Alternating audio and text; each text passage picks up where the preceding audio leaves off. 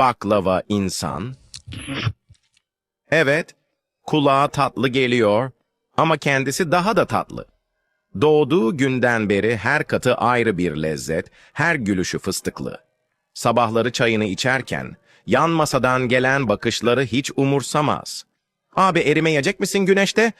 diye soranlara sadece bir kaş kaldırır. Soğukkanlı ama şerbetli. Bir gün Galata'da yürürken, bir turist onu parmakla gösterip, "O bir tatlı mı bir insan mı?" dedi. O da çayını yudumladı ve "Ben hem tatlıyım hem gerçek," dedi. Kimse onun kadar hem çıtır hem karizmatik olamaz.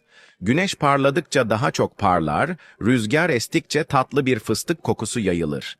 İstanbul'un sokakları onsuz artık eksik. Sakın dilini uzatma, çünkü o gerçek bir baklava ve şaka kaldırmaz.